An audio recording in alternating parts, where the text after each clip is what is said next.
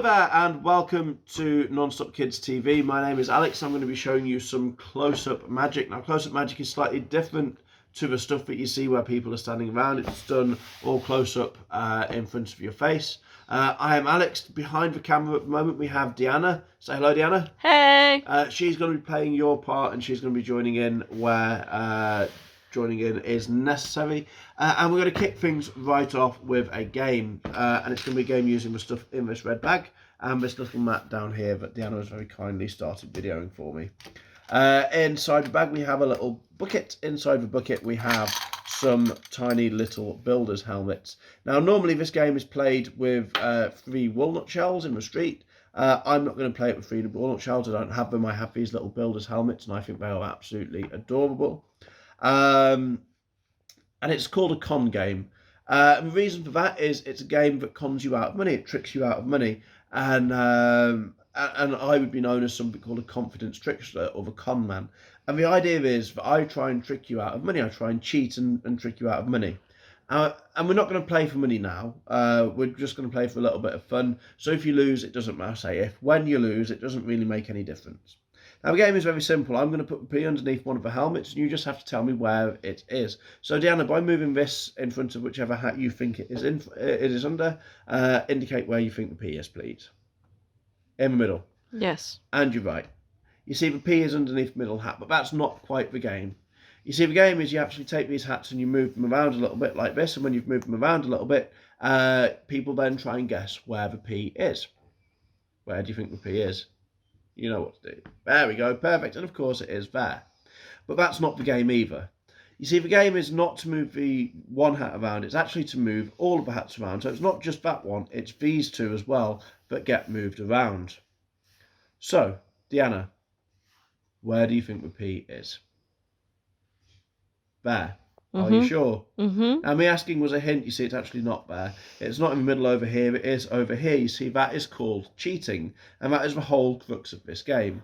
Now, I can cheat in other ways as well. Like, I don't have to move the middle hat first. I can take these hats, move those forward, move this forward, cross over, do this, do whatever I want to do.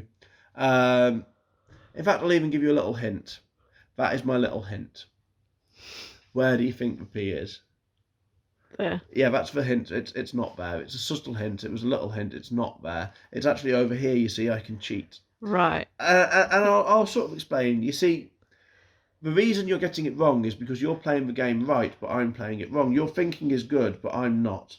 And I'll explain that. You see, the P doesn't start underneath the hat, but it's stay underneath the hat that it starts under. For instance, if we put it underneath this hat and we move that hat forwards, you can actually lift the helmet up a little bit so that the other helmet covers the P up. So it stays under a different helmet like that. So the trick isn't to watch the helmets, it's to watch the spaces between the helmets. So we'll go 1 slow and 1 full speed and see if you can catch it. So there's the slow one. So, where do you think the P is? There. There. Now you see that's where it should be, but that's where it's not. You see I said do 1 slow and that was there, and then 1 full speed puts it over here. Now the reason this works is because of something called object permanence. We'll make it a bit more simple. We'll just keep the 1 helmet and the 1 P. When I cover that P, you know for the fact that that P has to be underneath that helmet. That is called object permanence. No matter what no matter if I move it around, no matter where I move it, that P has to stay underneath that helmet. That hat always has to be underneath that helmet, and that is called object permanence. And the thing is, like when you're a child, you develop object permanence, but you're not born with it. It's not natural. It's something that you develop. Which means if you were a bit simple, and I'm not saying that you are, but if you were a bit simple, if I was to put these 2 helmets here and cover the P up with that helmet and move these ones around like this, you might think that it's perhaps underneath one of these because you haven't developed the object permanence yet. If that one's staying still and these ones are moving, and it appeared underneath one of these, if this was a fair game, you'd be wrong because it wouldn't be underneath any of these. No matter how you move this helmet or these helmets, it has to be underneath here because that's where the object stays. Yes, unless you're cheating like I am and it comes over there. It's bizarre, isn't it? Mm-hmm. Now, there's one way, of course, to stop me cheating, and that is to stop me touching my helmet or the P's or whatever. So I'm going to put the P there, and what I'd like to do is I would like you to take a helmet, and I would like you to cover that P up. Okay.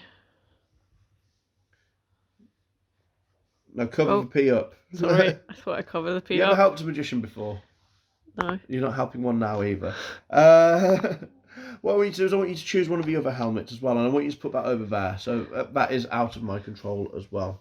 Perfect. So I'm not going to touch that helmet. I'm not going to touch this helmet. This is my helmet. This is the only one that I'm allowed to touch. Yep. We also have a bucket. This is going to stop me even touching the P or touching the helmet with the P out on it. Deanna, will you put your finger out like that for me, please? Now, the reason I'm laughing is because we did a take of this earlier and she actually put her thumb out. No, I didn't. Yes, you did. Right. I want you to take the your finger, put it on top of that box. This is my helmet. I'm going to keep this one safe here. This is your helmet. So where's the P? Underneath the bucket. Have a look. That would be underneath the bucket. Have a look. Show everyone it's not there. It's not there. What about that hat over there? No. Yeah, it's actually just underneath here. The thing that's really weird is this bucket is not empty. It's got a little egg in it like that. That's where I keep the egg. It doesn't even fit in a bucket. That confuses me. I know, bizarre, isn't it? Actually, on the subject of con games, I do have another con game that I would like to play with you now. On the subject of con games, we've got another con game here. This uses 4 cards. Now, I'll call it the 4-card game, but not because it uses 4 cards, because I want you to follow the 4 card, okay? It doesn't matter if it was 4 cards, you're just following the 4 card. It's very similar to the game we've just played.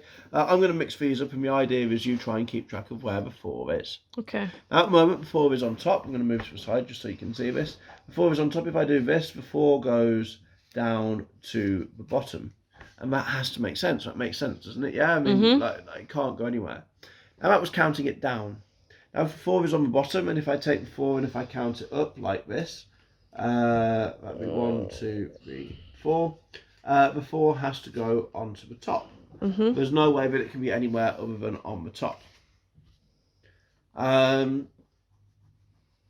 if I was doing this in the street, sorry, I had an itch there. If I was doing this in the street, I would have to use something called misdirection or distraction. And that would look something like this. Oh my God, look over there! And that would be the move. Deanna, did you see the move? Where's the 4? At the bottom. On the top. Well done. Let's try again. Remember this, right? We'll do it again. We'll count it down. That's a move you know, okay? The 4 goes on the top. We'll count it down, okay? Remember, the 4 goes on the top. Counted it down. Where's the 4? At the bottom. On the top. Well done. We'll try again, right? Watch carefully. I'll do this really, really fairly, okay? As fairly as I can. The 4 goes into the middle like that. Okay. That's fair, yes? Yeah. Really fair. Where's the 4? In the middle. On the top. Let's try again. We'll put the 4 there. It won't even be in the pile. Where's the 4? On the table. On the top. Well done. Let's try again. We'll put the 4 there. Where's the 4? On the table. On the top. Well done. Now, at this point, some people are thinking I'm cheating. And I sort of am, you see. I'm using cards that are all the same. Just not the card that you expect. You see, this card here is a 10. This card here is also a 10. This card here, if it doesn't fall over, that is also a 10. And finally, that last card there is a 10. You see, that is a really good trick, I would say. So, I did say we're going to show some magic. I don't just want to play card games. So we're going to do a card trick. Every magician has to do a card trick. I'm going to do this one. Now, this is the easiest trick in the world. It uses this pack of cards. Oops. Let's try that again. It uses this pack of cards. They are all completely blank on both sides. Surprisingly more expensive than a pack of cards that have been printed. I've never understood that logic. Now I'm going to give these a quick shuffle just in case you think there's any order to them and you think that I'm cheating. I want to prove that I'm not. And Deanna, what I'd like to do is choose any card that you like for me, please. Any card. Any card. Take it out. Perfect. Have a look at it. Make sure you remember it. Show it to the camera. Make sure everyone knows what it is. Make sure I don't know what it is. That is very important. And when you're happy, Deanna, put it face down in the middle for me, please. Face down. That's face up. Thank you. Perfect. Watch carefully. When I snap, Deanna, your card jumps magically to the top. Now, I said this was the world's easiest trick, not necessarily the world's most impressive trick, so let's try something a little bit different. Deanna, would you write your name, please, nice and big on the face of that card for me? Sure. Choose a hand. There we go. Right. Write your name nice and big on the face of that card. That is perfect. And purely for identification purposes, write your 16-digit card number. And I don't do that. I can just look at it later. Right. We're going to do this. Does anyone know what this does? Do you know what that does? No. Dries the ink. It's a bad joke. Right, Deanna, what we're going to do, we're going to take your card. We're going to put it like this, face down in the middle. We're going to snap, and it jumps to the top. Not particularly impressive, and you're not impressed. I know you're not impressed, and the reason for that is that was very fast. So we'll go a little bit slower. Deanna, we're going to take your card very, very slowly into the middle. Now, I want you to see there's no extra fingers or thumbs. It is genuinely lost somewhere in the middle. I also want you to see that, as some people think, it is not the top card, and it is also not the bottom card, as some people think as well. In slow motion, your card jumping to the top looks like this. Did you see it? No. It gets better, doesn't it? Let's go even slower, though, just in case people missed it. Right, okay. Very, very slowly. Deanna, there's your card. Very slowly. Ooh. Hopefully you can see it. Yes? Yeah. Yes, you can see it? Mm-hmm. Good, we're going to do that. Do this. Now, Deanna, I want you to push that in, Phil. Make sure you can see it pushing in. Right, where's your card? Over there. Weird, isn't it? Strange, isn't it? I've sort of followed everything so far, Deanna. What I don't get is how your card jumps from here over to my pocket. That bit confuses me. But I do want a big finish. I want a big finish. I want everyone to see a big finish. So, Deanna, what I'm going to do, I'm going to take your card. I'm going to take your card. I'm going to put it there underneath this little box here so that no one else can get it. And what I'd like you to do, Deanna, on this card here, draw the picture, a smiley face, something really quick, a smiley face, a house, a tree, whatever you want to draw.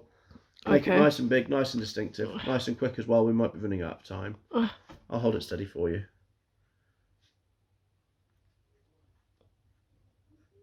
It's a sun that looks a bit like a balloon. There we go, we've got a smiley face as well. Perfect. So we now have two cards that have been signed by you. We have your picture here, we have your name here. Picture on top, name on bottom, picture on top, name underneath. We're going to make these two cards change places. If you watch carefully, you'll see exactly how I do it. Look, you go once, twice, like a fox. Be honest, did you see how I did that? Yes. Yeah, a little bit. Did you see your picture disappear from this card, Deanna, and appear on the back of this card? No. And that is that. Deanna, this card is yours to keep forever and ever. Thank you very, very much for watching. I've been Alex Foden. This has been Non-Stop Kids TV. I'll see you again whenever we next see you. Thank you very much. Have a good evening.